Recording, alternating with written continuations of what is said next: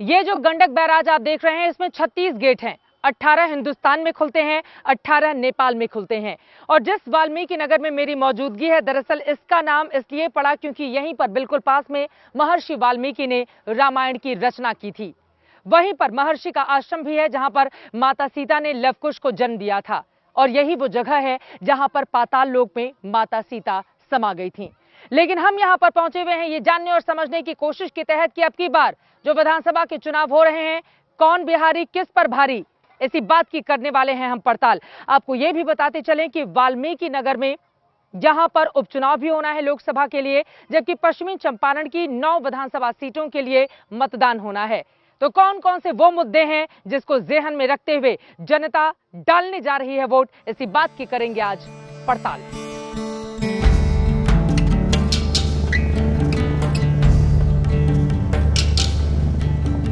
पश्चिमी चंपारण में भारत के आखिरी छोर पर गंडक नदी की गोद में बसा है वाल्मीकि नगर। कल कल बहती गंडक नदी और मीलों तक बिछी हरियाली की चादर से बुने यहाँ के प्राकृतिक सौंदर्य ने इस कस्बे को बिहार के स्वर्ग के तौर पर मशहूर किया है। भारत और नेपाल के बीच शान से बहती गंडक नदी पर बना है वाल्मीकि नगर गंडक बैराज। इतने सालों से ये बैराज भारत और पड़ोसी नेपाल के संबंधों की एक कड़ी बना हुआ है।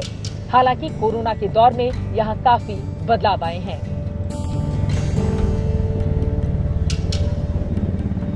मेरे पीछे ये गंडक नदी बह रही है, जो यहां से होते हुए नेपाल में जाती है। नदी दोनों की, बैराज दोनों का और हिस्सा भी दोनों का।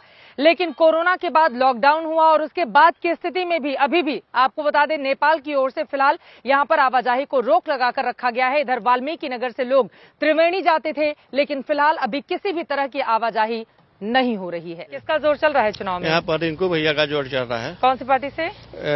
नीतीश कुमार। नीतीश कुमार की पार्टी से उनका जोर चल रहा है। अच्छा, तो आप लोग क्या चाहते हैं? इलाके में कौन सा विकास चाहते हैं आप लोग? बहुत विकास है, जैसे यहाँ पर हाई स्कूल है, उनमें शिक्षक भी कम रहते हैं। हाँ। ठीक ना।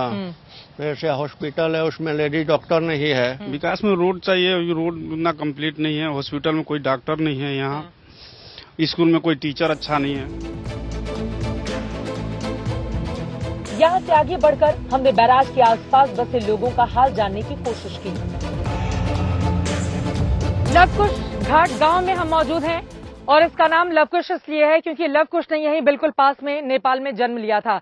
गांव के बहुत सारे लोग मौजूद हैं, जरा उनसे हम समझते हैं कि इस बार का मिजाज क्या कहता है गांव का, और अब की बारी कौन बिहारी जो पढ़ने जा रहा है सब पर भारी। किसका जोर चल रहा है? यहाँ तो बदलाव का जोर चल रहा है। बदलाव का जोर चल रहा है। सबसे बड़ा मुद्दा कौन सा है? यहाँ विकास ही नहीं, ना हॉस्पिटल है, ना बॉर्डर खुलता है, कोई रोजगार ही नहीं है यहाँ पे। कोई रोजगार नहीं है यहाँ पर। नेपाल बिल्कुल बगल में है, ये भारत का हिस्सा। बगल। अच्छा, आपको लग रहा है कि इस बार बदलाव जरूरी है? बदलाव बहुत जरूरी है। यहाँ रोजगार का मुद्दा है। हाँ।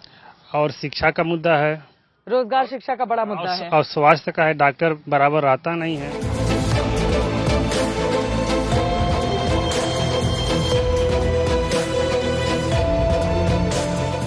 परिवार में कितना लोग बाड़न कुल?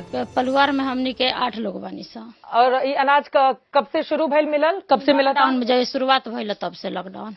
मार्च के बाद से मिलल शुरू भइल और तब से अब तक मिला था, नवंबर तक मिला था। हाँ, अभी तक